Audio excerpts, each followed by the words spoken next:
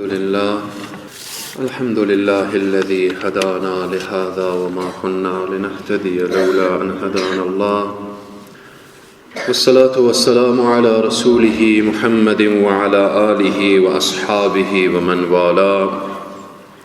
قال الله سبحانه وتعالى: يا أيها الذين آمنوا لا تبطلوا صدقاتكم بالمن والأذى كالذي ينفق ماله رئاء الناس ولا يؤمن بالله واليوم الآخر.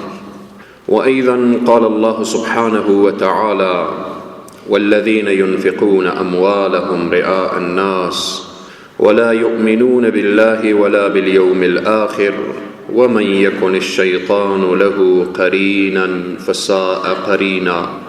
وأيضا قال الله سبحانه وتعالى: إن المنافقين يخادعون الله وهو خادعهم وإذا قاموا إلى الصلاة قاموا كسالى يراءون الناس ولا يذكرون الله إلا قليلا.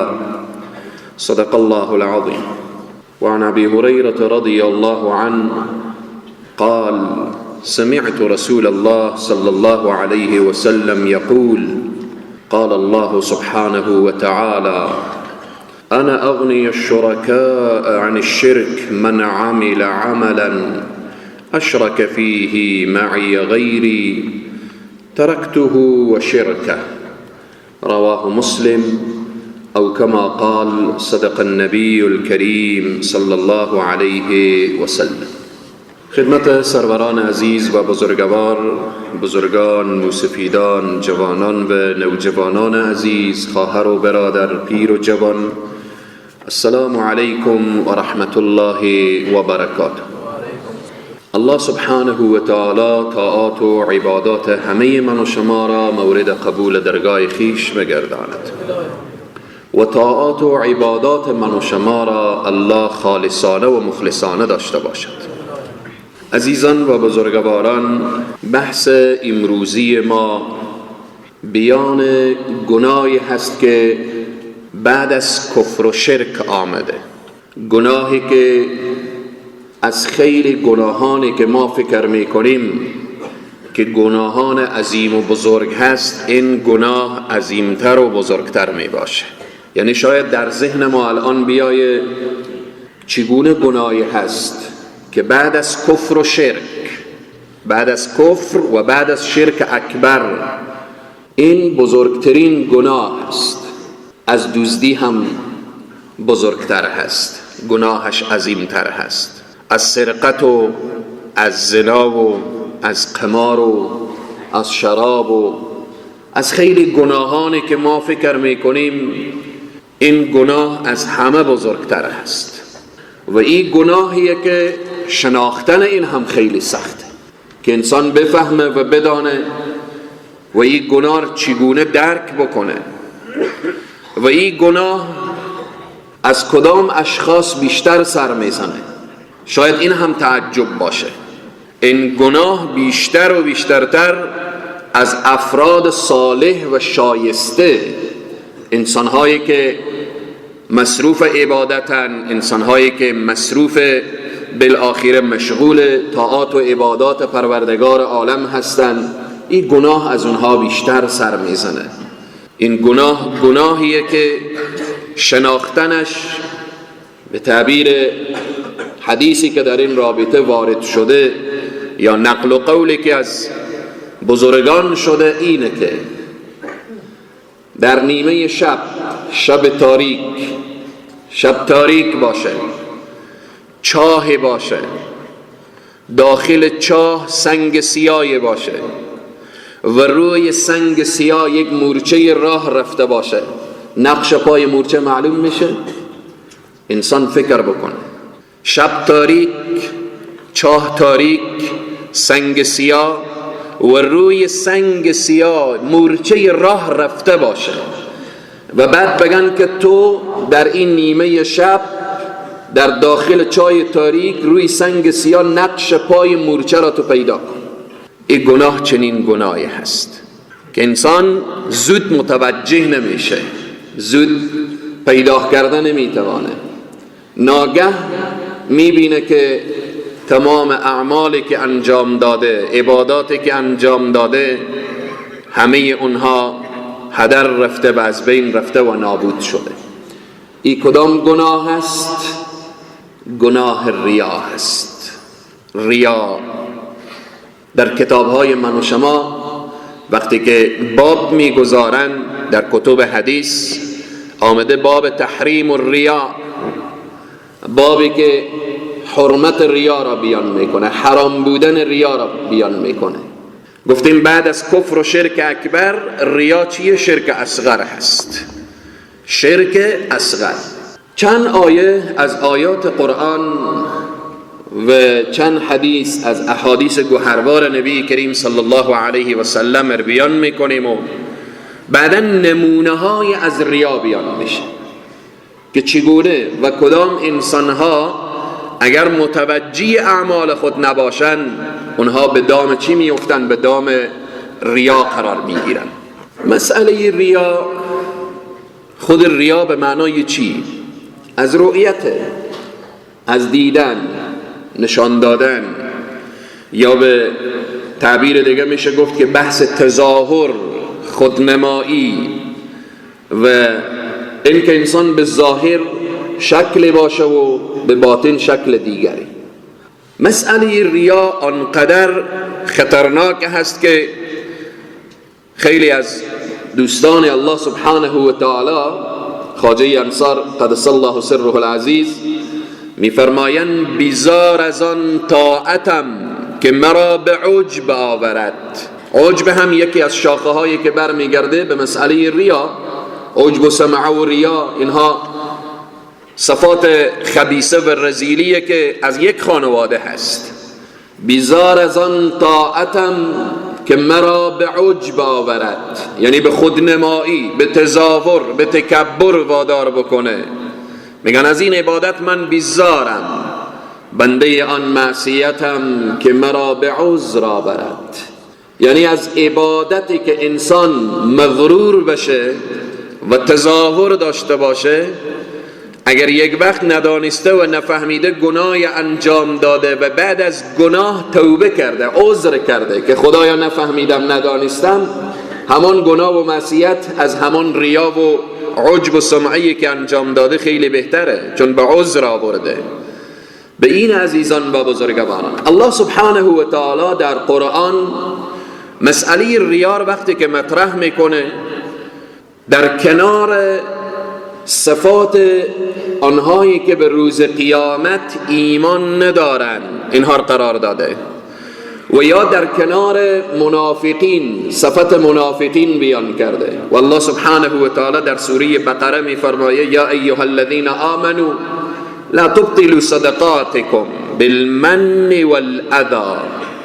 ای اهل ایمان، ای مسلمان ها، شما همان صدقات خود را، خیرات خود را شما باطل نسازید، شما اعمال خود را باطل نسازید. به چی؟ بالمن والاذی، به منت گذاشتن. وقتی کمکی به کسی کردید دیگه منت نگذار که من دیروز به تو چنین کردم، دیروز به تو چنان خدمت کردم. خدمت کردی به خاطر الله کردی، دیگه نیازی به یادبود نیه. کاری کردی به خاطر الله سبحانه و تعالی، نیازی نیه که تو هر دم به رخ فقیر و مسکین و بیچاره و مستمند و بینوا تو هر دم بکشی و بالآخره بگی به تو چنین و چنان کردم. یا ایها الذین آمنوا لا تبطلوا صدقاتکم بالمن والاذی. اینجا الله سبحانه و تعالی همین را بیان میکنه که شما این کار نکنید، مثل کی کالذی ينفق ماله رئاء الناس، مثل کسی که مال میده، خیرات میده، صدقه میده، انفاق میکنه رئاء الناس، تا مردم ببینن، به خاطر ریا، به خاطر تظاهر، به خاطر خودنمایی. ادامه آیت تکان دهنده کالذی ينفق ماله رئاء الناس ولا یؤمن بالله والیوم الاخر. کسی که ریا میکنه یعنی ریاکار، این دیگه به الله و به روز آخرت ایمان نداره. اگر به الله و به روز آخرت ایمان داشته باشه، خب اعمال صالحه، عبادات خاص به خاطر پروردگار هست. ان صلاتی و نسکی و محیای و مماتی لله رب العالمین. نماز من، عبادات من، حیات من، ممات من لله رب العالمین، خاص به خاطر الله هست، ذاتی که لا شریک له، شریکی نداره. پس به اینه که این آیه ما رو متوجه می سازه که شما اعمال باطل نکنید، مثل که اعمال ریاکاران باطل هست و ریاکار کسیه که به الله و به روز آخرت ایمان ندارد. والله سبحانه و تعالی در آیه دیگه می فرمایه والذین ينفقون اموالهم، آنهایی که انفاق میکنن، مصرف میکنن مالهای خودن، رعاء الناس، به خاطر که مردم ببینن. این مسئله امروز عزیزان و بزرگواران خیلی مسئله خطرناک شده. شما میبینیم ختمهای قرآن عجیب و غریبی که امروز میشه، محافل و مجالسی که بالآخره که در او 5 تا فقیر و مسکین دیده نمیشه. نوشته در کارت ختم قرآن عظیم الشان جهت رضای خدا و خوشنودی روح پیامبر اکرم صلی الله علیه و سلم. خب اگر این ختم قرآن به خاطر الله هست، خب کجاست فقرا و مساکین؟ کجاست گرسنگان؟ کجاست محتاجین؟ اگر این ختم قرآن جهت خوشنودی روح پیامبر اکرم صلی الله علیه و سلم هست، خب کجا هستن اونهایی که نیاز به غذا دارن، اونهایی که گرسنه هستن؟ در اکثریت، حالا همه نمیگم، در اکثریت ختمهای قرآن امروزی شما بریم استاده بشیم که افراد سیر بیشتر هست یا افراد گرسنه. بریم نگاه بکنیم، جاده ها اندر جاده موترها بند میشه و بالاخره جاده ها بند میشه. وقتی قوری هم گذاشته میشه و بالاخره کسی که کنار او قوری قضا هست، مجمع قضا هست، دست به قضا نمیبره، به خاطر که یا مریضه یا تکلیف داره یا قند داره یا چربی داره و به زور و بالاخره به همان اصطلاح عوامی ما و شما گردن زده رفته و گردن زده هم بیرون شده. پس به اینه که پس در این اعمال در کناری که ریا هست، باز دروغی هم کتبن می نویسیم جهت رضای خدا. رضای خدا که در این نیست، رضای خدا در اینه که انسان یک فقیر سیر بکنه. رضای خدا در اینه که مشکلات یک مستمند انسان بالاخره مشکلات از او حل بگردانه. ما امروز اگر ختمهای قرآن امروزی و بعضی از محافل و مجالسی که به تظاهر و به خودنمایی و به نشان دادن این و اون برگزار میکنیم، همین مصارف رو بیاییم اختصاص بدیم برای فقرا و مساکین، در این مملکت دیگه ما فقیری نخواهد دیدیم، در این مملکت دیگه ما محتاج نخواهد دیدیم، در این مملکت ما دیگه کسان ارسراق نخواهد کردیم که سر بدون شام یا بدون غذا بگذارن.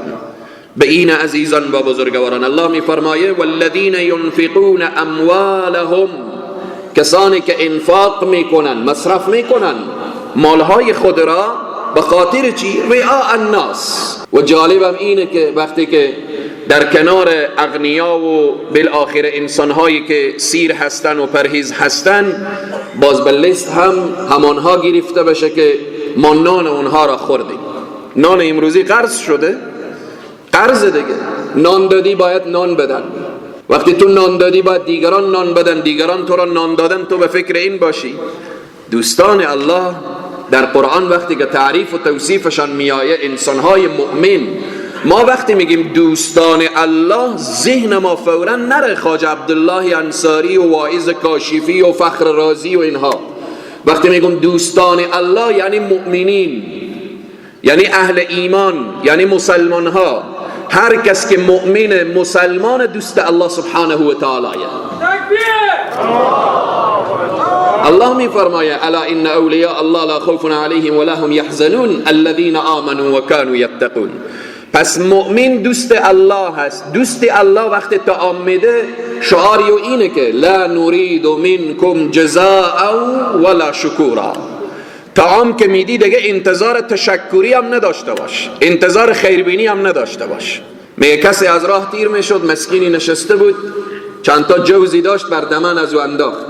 بر دمن از این که انداخت فقیری چیزی نگفت. شخص رفت، کامیرا پس برگشت گفت که یک خیربینی هم نگفتی، این جوزار به دمن تو انداختم، گفت صدای جوزار پروردگار عالم شنید. نیازی نیست. حتی بعض انسان ها عادت داره به فقیر کمک میکنه، بگیر کاکا جان باز دعا هم بکنی. خب پس تو کمک نکردی و خب مزدوری گرفتی که به تو دعا کنه. پس به اینه که لا نرید منکم جزاء ولا شکورا. دوستان الله اهل ایمان با کسی کمک میکنن، با کسی همکاری میکنن، با کسی بالآخره مساعدت دارن، دیگه توقع تشکری ندارن. لا نرید منکم جزاء ولا شکورا، تشکری جزاک الله خیرا و بالآخره شخص جزاک الله گفت، تشکری کرد، دعا کرد، این برای خود از او مربوط هست، اما طرف این توقع باید نداشته باشه. الله سبحانه تعالی میگه والذین ينفقون اموالهم رئاء الناس، خب اینایی که ریا میکنن ولا یؤمنون بالله ولا بالیوم الاخر، به الله و به روز آخرت ایمان ندارن. اگر کسی به الله و به روز آخرت ایمان داشته باشه، خب نیازی نمیبینه که ریا بکنه. ریا به خاطر چی؟ تظاهر به خاطر چی؟ والله سبحانه تعالی در ادامه میفرماید و من یکن الشیطان له قرینا فساء قرینا.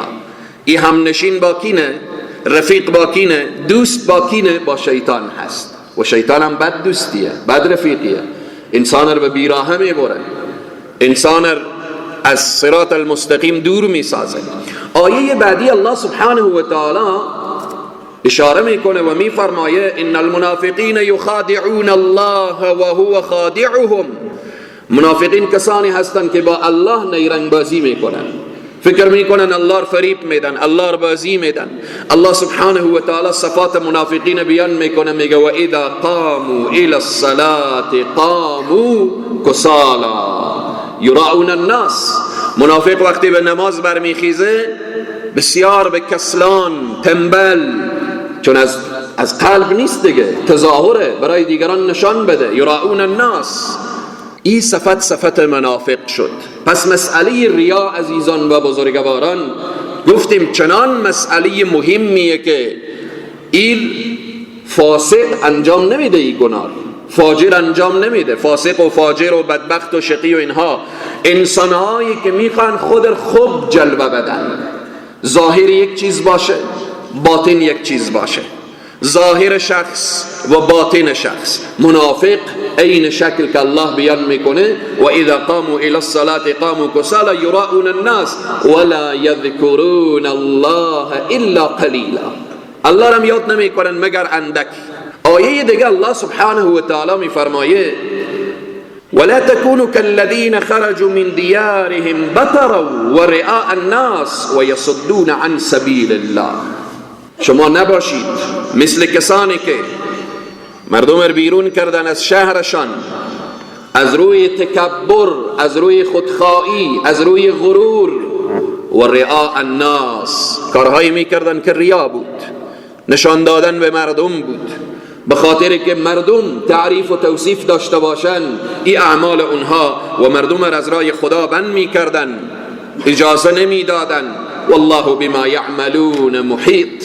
الله سبحانه و تعالی میدانه و احاطه داره به تمام اعمال ما. وقتی که بحث از ریا میشه، چون عبادت مخصوص پروردگار عالم هست، مخصوص پروردگار عالم هست، اما ما عبادت رو میاییم به غیر الله میاییم اختصاص میدیم، عبادت رو میخواییم برای دیگه کس و به خاطر دیگه کس. اینجا العیاذ بالله ریا یعنی چی؟ ریا یعنی قائل شدن العیاذ بالله بدون تا خدا، بدون تا خدا، در خلوت یک قسم و در چی و در جلوت یا در محضر عام و مردم و عموم مردم شیء دیگری. به اینه که الله سبحانه و تعالی در سوره ماعون میفرماید فویل للمصلین، چای جهنم یا وادی جهنم از آن او کسانی که چی کسانی؟ الذین هم عن صلاتهم ساهون. شخص نماز میخوانه، همون نمازش او را به جهنم میبره. چون نماز چی بوده؟ یا بی‌توجهی به نماز کرده، یا در نماز خضوع و خشوع نبوده، و یا نماز چی؟ الذین هم یراؤون، نماز رو به ریا خوانده. نماز به خاطر چی؟ به خاطر تظاهر، به خاطر خودنمایی، به خاطر دیگران ببینن. به این عزیزان و بزرگواران آیات قرآن زیاد است که در این باره میریم به سراغ احادیث گوهربار نبی کریم صلی الله علیه و سلم. نبی مکرم اسلام میفرمایند، سیدنا ابو هریره رضی الله عنه میگه از پیامبر صلی الله علیه و سلم شنیدم که رسول الله میفرمایند، رسول معظم اسلام از الله روایت میکنن حدیث قدسی، قال الله سبحانه و تعالی، الله سبحانه و تعالی چی میگه؟ انا اغنی الشرکاء عن الشرک.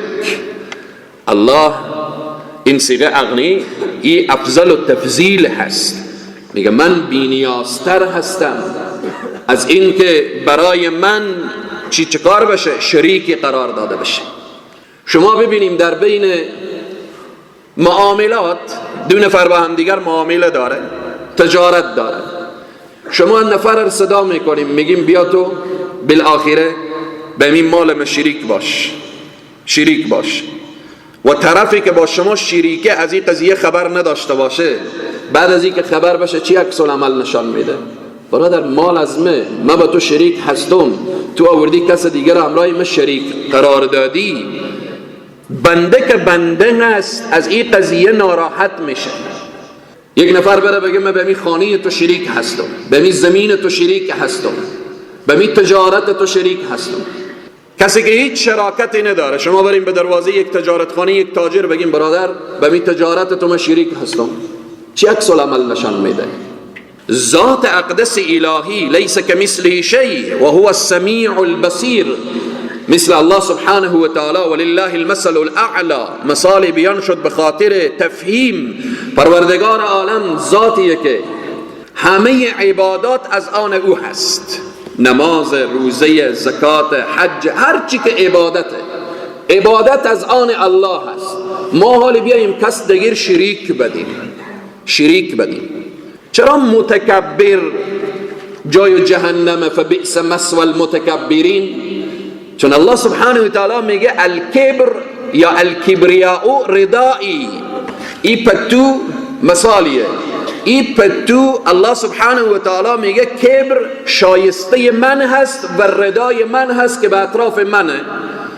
خدایی که به او عظمت و بزرگی که ملک الملوک هست، احکم الحاکمین هست، اعدل العادلین هست، صاحب عرش و فرشه.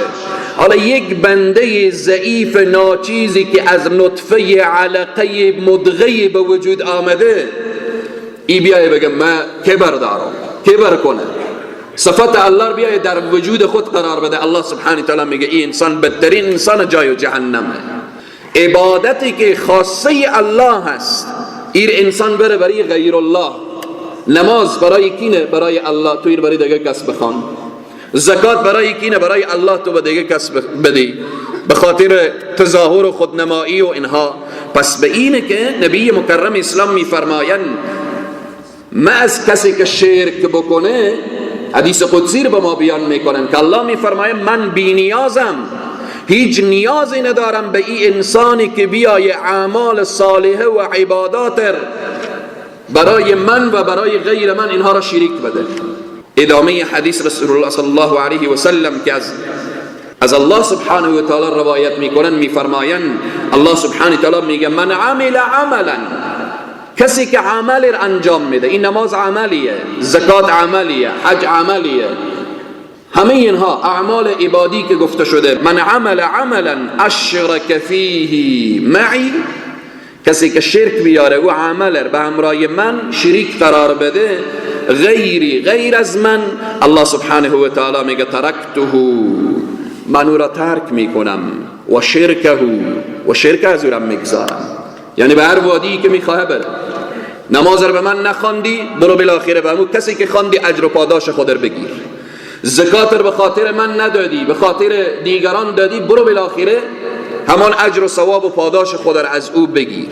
پس به این عزیزان و بزرگواران، در حدیث دیگر که حدیث مسلم هست، حدیث طولانیه، در روز قیامت سیدنا ابو هریره رضی الله عنه میفرمایه که سمعت رسول الله صلی الله علیه و سلم یقول ان اول الناس یقضی یوم القیامه علیه رجل، در روز قیامت از 3 نفر پرسان میشه. مضمون حدیث را میگم. کسی که در راه الله جهاد کرده و شهید شده. خیلی مسئله مهمیه.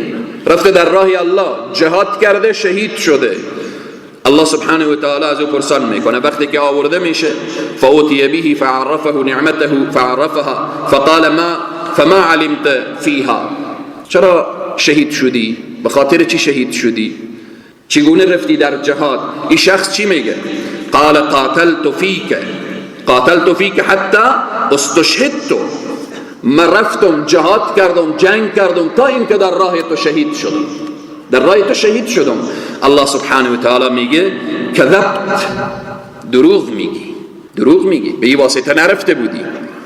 ما همه کسر میتوانیم بازی بدیم، الله رو بازی داده نمیتونیم. همه کسر، خطیب میتونه مقتدی ها خور بازی بده، مقتدی ها میتونن خطیب رو بازی بدن، آمیر میتونه مامور میتونه آمیر، پادشاه میتونه رعیت رو بازی بده، رعیت میتونن پادشاه رو بازی بدن. هر انسانی، زن میتونه شوهر رو بازی بده، شوهر میتونه زن رو بازی بده، هر انسانی میتونه یکی کس دیگر رو بازی بده، ولی الله رو بازی داده نمیتونه. شخص رفته به جهاد در راه الله، کشته شده، شهید شده، پرپر شده، الله سبحانه تعالی از او میپرسه که چرا در راه من و چگونه در راه من؟ او میگه رفتم به طلب شهادت، به خاطر اینها. الله سبحانه و تعالی میگه کذبت ولكنك قاتلت لأن يقال جرئ فقد قیل، تو رفتی در جهاد تا بگن این چقدر شهامت داره، چقدر غیرت داره. تو رفتی به خاطر که بالاخره بعد از تو نام و نشان بمانه، جاده ها به نام تو بشه و بالاخره سرک ها به نام تو بشه. البته اگر کسی به این نیت نبود، بعد از اون نام ها گذاشته شد، هیچ اشکالی نداره. سیدنا ابوبکر صدیق، سیدنا عمر فاروق، سیدنا عثمان ذی النورین، سیدنا علی ابن ابی طالب، اینها کسانی بودن که اسوه های اخلاص بودن، اسوه های اخلاص. جناب نبی کریم صلی الله علیه و سلم، صحابه، اولیای الهی. خب اگر بعد از سر از اینا جاده گذاشته میشه، مکتب گذاشته میشه، کتابخانه گذاشته میشه، اشکالی نداره. مهم نیت شخص، که انسان با این نیت چه کار میکنه. نبی مکرم اسلام صلی الله علیه و سلم میفرمایند بعداً ثم امر به فسحب على وجهه حتى القی فی النار، گفته میشه این را بکشانید به طرف جهنم، ایر بر رو ازی کش میکنن تا این که به جهنم انداخته میشه. مرد دیگر میارن و رجل تعلم العلم وعلمه وقرأ القرآن فأوتي به فعرفه نعمه فعرفها لیقال، بعد گفته میشه قال فما علمت فيها قال تعلمت العلم وعلمته وقرأت فيك القرآن، خدایا پروردگارا من در دنیا قرآن را تعلیم دادم، من علم را تعلیم دادم، من وعظ کردم، خطابت دادم، بالاخره الله همه ما و شما را حفظ بکنه، نیتای ما خالصانه و مخلصانه بگردانه.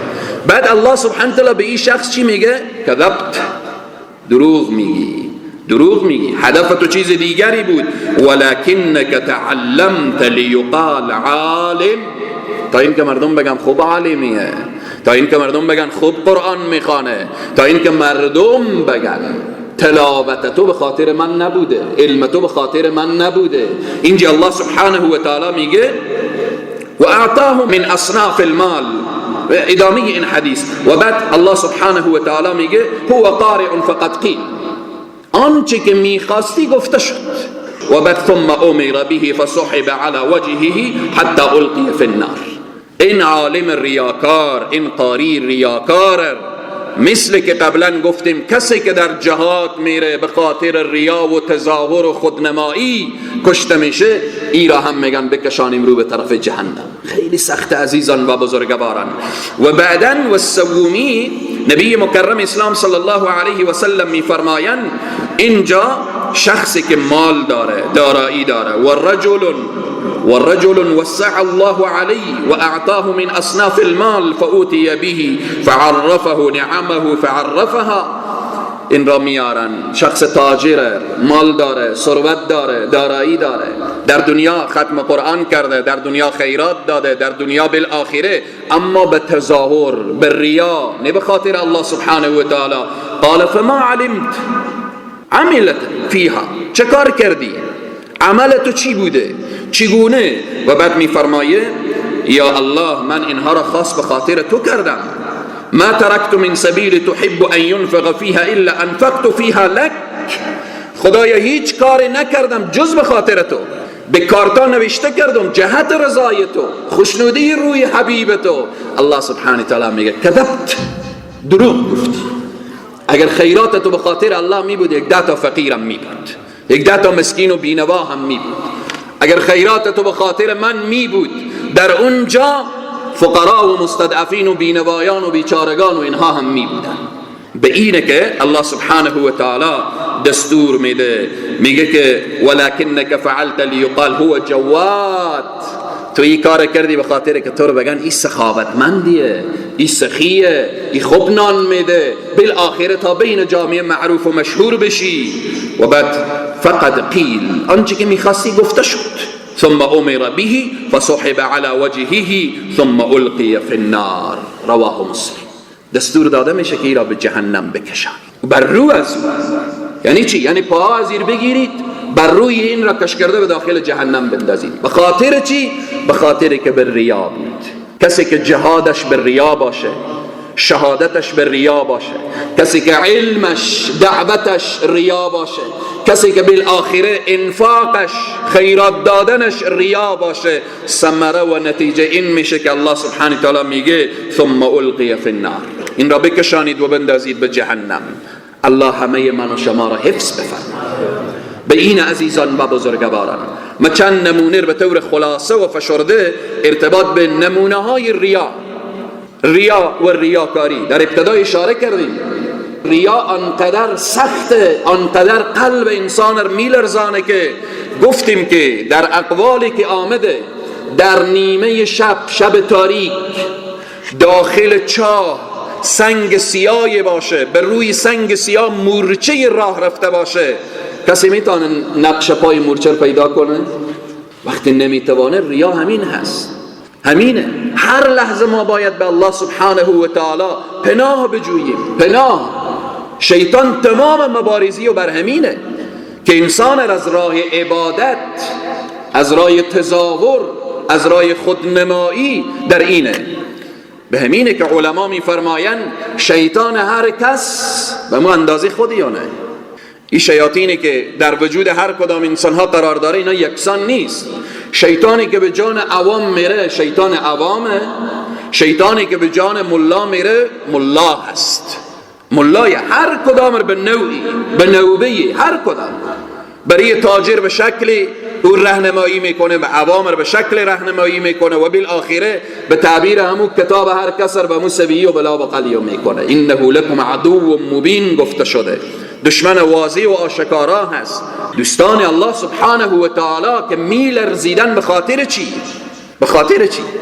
این حضرت خواجه انصار قدس الله سر العزیز با همه زهد و تقوا و پرهیزگاری و با همه علم و دانش و فقاهت، خواجه انصار از جمله مفسرین و محدثین و حفاظ حدیث، چند هزار حدیث حضرت خواجه صاحب حفظ داشتن.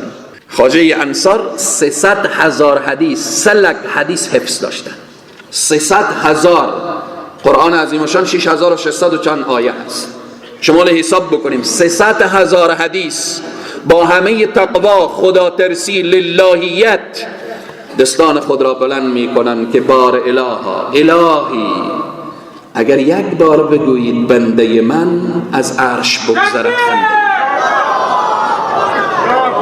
الهی می ترسم که در روز قیامت اعمال من به ارزنی نیرزه، به ارزنی نیرزه.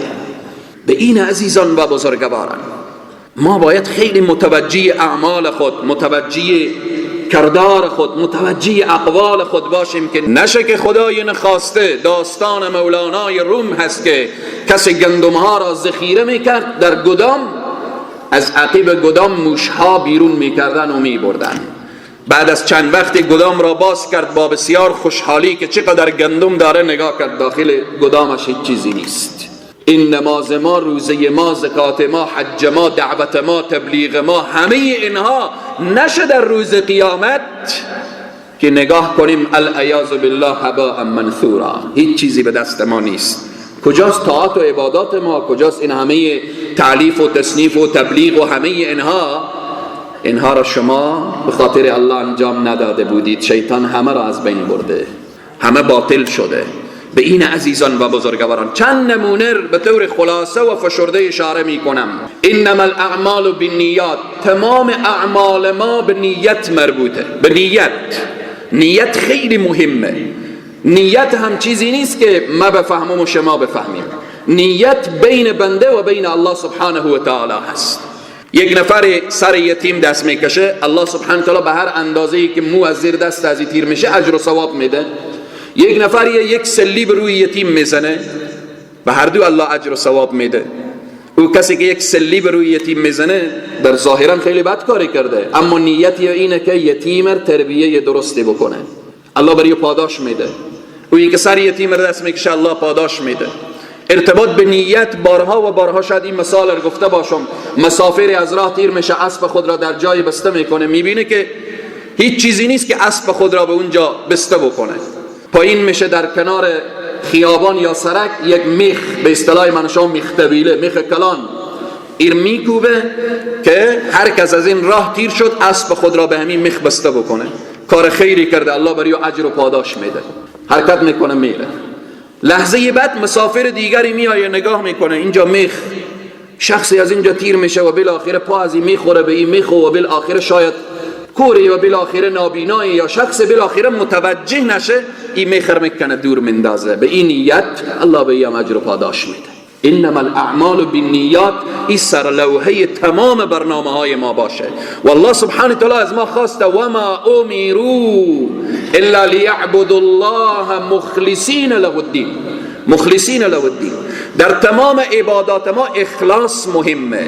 به این عزیزان و بزرگواران من چند نمونه رو بیان میکنم از اعمالی که اونها آلوده به ریا هست.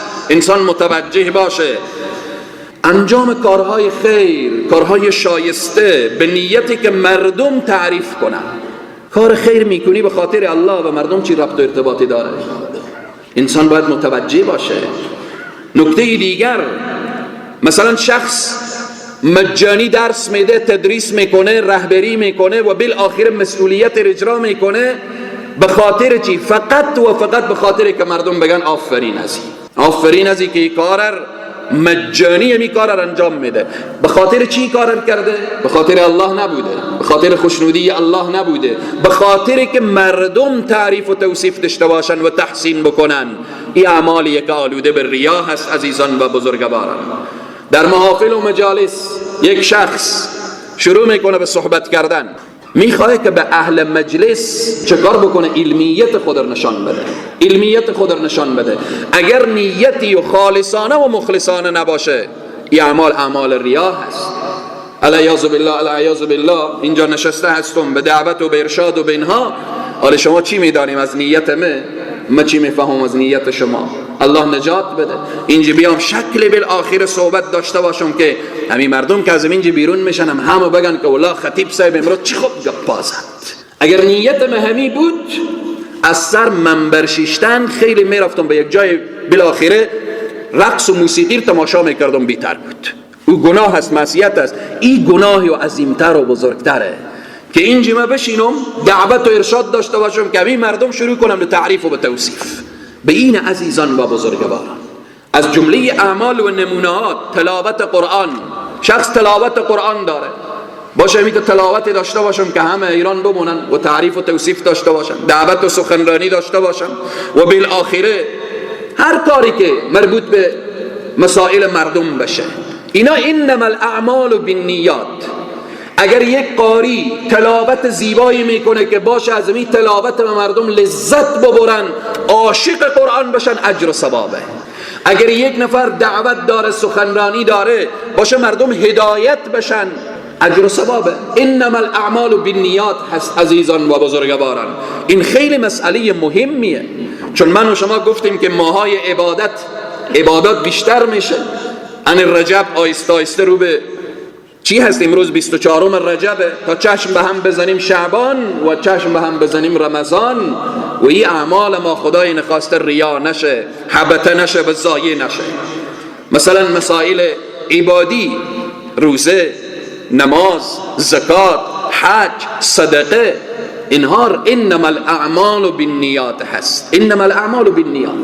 یک نفر صدقه میده، عکس خود با فقیر به 10 جا میندازه، حالا نگاه بشه به نیتش ما نمیدانیم، قضاوت نمی کنیم. چند وقت قبل افرادی بودن صدقه میدادن، عکسای خود پشت بوجیا برنج گذاشته بودن. خب از من پرسان کردن که آیا این ریا نیست؟ گفتم من نمیدانم. اگر ریا باشه بدا به حالشان، اما اگر به این نیت باشه که من عکس خود رو با همین مندازم تا 10 تا دیگه تشویق بشه و بالآخره عدال کفاعلیه که گفته شده دیگران هم تشویق بشن، خوشا به حالش. یک نفر صدقه میده به فیسبوک و به 10 جا پخش میکنه، اگر نیتش ریا و تظاهر باشه بدا به حالش. اگر نیتش ای باشه که مردم ببینن، 4 تا دیگه تشویق بشه، به دیگران کمک بکنه، خوشا به حالش. این برمیگرده به نیت انسان. عزیزان و بزرگواران، پس این خیلی مهمه. این نمونه هایی که ما بیان میکنیم هر کدام ما باید متوجه نیت خود باشیم. مثلا یک نفر کارهای خیری که انجام داده به مردم گزارش میده، مسجد ساختم، پل ساختم، پلچک ساختم، مدرسه ساختم، شاگردا تربیت کردم، دعوت کردم، ارشاد کردم. اگر ای به ای واسطه باشه که به رخ مردم بکشه و مردم به او تعریف و توصیف داشته باشن، بدا به حالش. اگر ای گزارش رو بده، به اصطلاح برادرای دعوت و تبلیغ یک کارگزاری باشه به خاطر تشویق دیگران، خوشا به حالش. این خیلی مهمه عزیزان و بزرگواران. مثلا از جمله اعمال ریاکارانه، انسان نمازی که به خانه میخوانه تا نمازی که به مسجد. این خیلی مسئله. اگر به داخل مسجد خوب منظم نماز خوند، به خانه به او تعبیر حدیثی که آمده مثل مرغ نلزد، این انسان ریاکاره. این انسان ریاکاره. چرا؟ خدایی که به مسجد تا خدایی که به خانه متفاوته. قبلا اشاره کردیم که ریا یعنی چی؟ ریا یعنی اگه کسی ریا میکنه یعنی او قائل بر 2 تا خدایه. یک خدای بیرون، یک خدای داخل خانه، یک خدای داخل مسجد، علیاذ بالله یک خدای هم بیرون. به اینه که انسان باید متوجه باشه نمازی که در خانه میخوانه، نمازی که در مسجد میخوانه، نمازی که در بازار میخوانه، نماز هست. عباداتی که انجام میده یا ای که از جمله اعمالی که انسان از بین میبره اینه که به حضور جمع، مثلا علما بیان میکنن در کتب فقه، در کتب بزرگان بیان میشه، مثلا شخص در بیرون غذا کم بخوره، در حضور مردم غذا کم بخوره، خودت متقی و پرهیزگار و بالاخره این اون جلوه بده، ولی در خلوت به تعبیر عوامی باز کله ما را بخوره. به این عزیزان و بزرگوار مسئله ریا خیلی مسئله مهمیه. ریا یعنی تظاهر، یا این که بعض انسان ها خود اخلاق یک عبادته. اخلاق چیه؟ عبادته. به بیرون چنان اخلاقی داره که همه شیفته و شیدایی از او میشن، اما به داخل خانه چنان بد اخلاقه که نمیشه که توصیف کرد. اخلاق یک مسئله عبادیه. پس این انسان ریاکاره. تو به بیرون مردم رو بازی بده، به قیافه خود، به قیافه ظاهری خود، به قیافه بالآخره با ریش و عمامه و عبا و قبا یا با نام و نشان و اینها. به اینه که اگر چقدر سخته. خواجه انصار در گنجنامه خود نکته بسیار زیبای اشاره میکنن، میگن روز قیامت روزیه که چی بسا عزیزها ذلیل میشن و چی بسا ذلیلها عزیز میشن. ما نمیدانیم. امروز اینقدر صاحب ها هست که مثلا من مثال بگم، از خواجه صاحب و میر صاحب و آقا صاحب و حضرت صاحب و شیخ صاحب و مولانا صاحب و مولوی صاحب و قاری صاحب و اینقدر صاحب در دنیا و این القابها، اگر در روز قیامت این صاحب‌ها رو به طرف جهنم کش کردن و اونهایی که ما به چشم بد میدیدیم در اخیر عمر توبه کردن، رو به بهشت رفتن، چقدر سخت عزیزان و بزرگوار، چقدر سخت.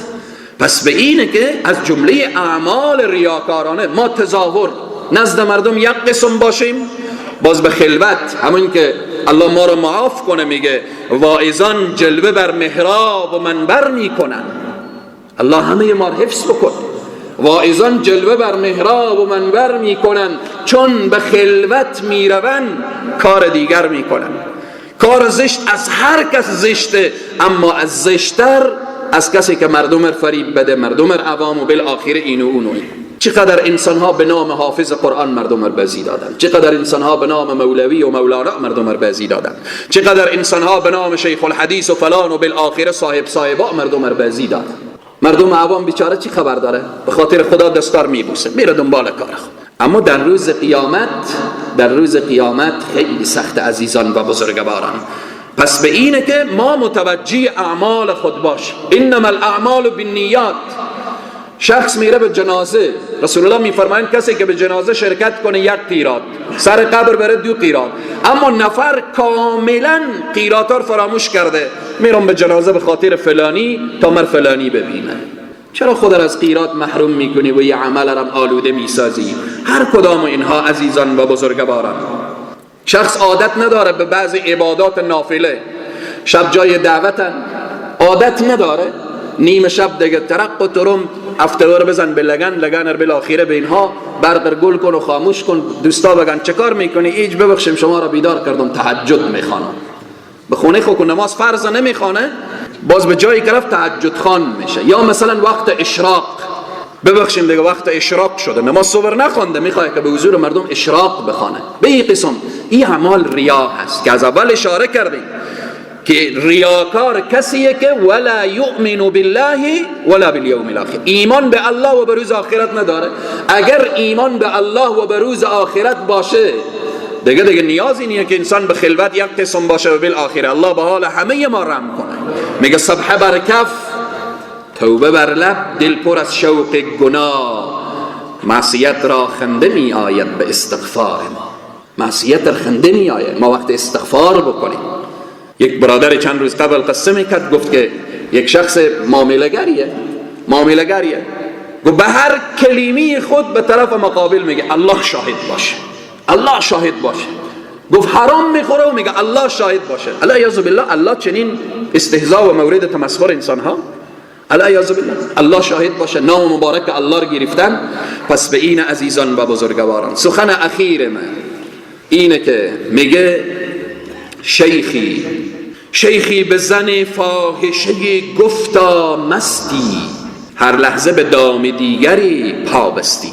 یک شیخ استاده شد، عالم دین استاده شد، به یک زنی که بدکاره بود چنین گفت: شیخی به زن فاحشه گفتا مستی، هر لحظه به دام دیگری پابستی.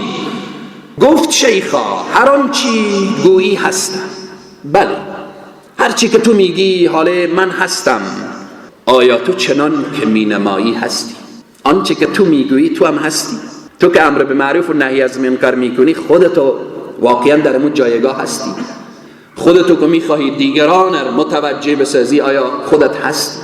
به این عزیزان و بزرگواران مسئله اخلاص خیلی مهمه. این سخنها رمز اخلاص است و بس، عاشقان را شیوه خاص است و بس. شاید من همین لحظه همین صحبت‌ها تمام تلاش خور بکنم که خالصانه و مخلصانه باشه، باز میبینی از یک گوشه شاید ریا بیرون بشه، عجب بیرون بشه، سمعه بیرون بشه. جزئی که ما دستان خود رو بلند کنیم بگیم اللهم طهر قلوبنا من النفاق و اعمالنا من الریا. پروردگارا تو این قلب‌های ما از نفاق تو پاک بکن و اعمال ما را از ریا تو پاک بکن و به الله سبحانه و تعالی رجوع داشته باشیم. پس به این عزیزان و بزرگواران تمام اعمالی که انجام میدیم خالصانه و مخلصانه باشه، عبادتی که انجام میدیم خالصانه و مخلصانه باشه، همه به خاطر الله باشه. تلاش خود رو بکنیم و به الله بگیم ای الله من نماز میخوانم، روزه میگیرم، حج میرم، صدقه میدم. دشمنی که بزرگ است انه لکم عدو مبین، شیطان دشمن واضح و آشکارا هست، نفس دشمنه، نفس اماره. بگیم ای الله تو مار پناه بدی، تو مار به خود طلب بکن و مار نجات بدی. دعا داشته باشیم. چگونه از ریا خلاص میشیم انشالله ادامه بحث ما و شما. خب ریا رو فهمیدیم، خطرناک، بسیار خطرناک. اما از این ریا چگونه نجات پیدا کنیم انشالله ادامه بحث ما و شما خواهد بود. نکته اخیری که بحثی که از طرف دعوت و ارشاد سرتاسری، یعنی به تمام کشور این بحث میشه. مسئله‌ای که من و شما در فصل نهالشانی قرار داریم. فصل نهالشانی هست. بحث ارزش نهالشانی در دین و در شریعت اگر بخوایم بیان بکنیم خیلی بحثه طولانیه. سال گذشته هم فکر میکنم در این باره صحبت شده و صحبت ثبت و میشه بعضی دوستا از او استفاده بکنن، از دیدگاه قرآن، سنت رسول صلی الله علیه و سلم، فواید نهالشانی و ارزش نهالشانی. هم بعد دینی داره، هم بعد اجتماعی داره، هم بعد طبی داره، همه اینها. فصل نهالشانی هست عزیزان و بزرگواران. بیایم هر کدام من و شما از خود باقیات الصالحات بگذاریم. چقدر درختای بزرگ امروز در این شهر هست که من و شما از زیر سایه از او تیر میشیم میگیم خدا رحمت کنه کسانی که اینها را شاندن. چقدر نهالهای میوگی هست که در بین جامعه ما و شما از او استفاده میکنیم، از میوه از او. بیاییم یک درختی که سایه سبز داشته باشه، درختی که میوگی باشه. در این فصل همه ما از خود باقیات الصالحات بگذاریم. هم فایده دینی داره، هم فایده بالآخره طبی داره که جلو آلودگی ها و اینها سرسبزی که باشه گرفته میشه، و هم ابعاد مختلفی که به زیبایی شهر ما و شما. پس بناهن هر برادری حتی به داخل خانه خود یک نهال بنشانه. اگر میتوانه داخل نزدیک خانه و پارکیه در اونجا نهال بنشانه.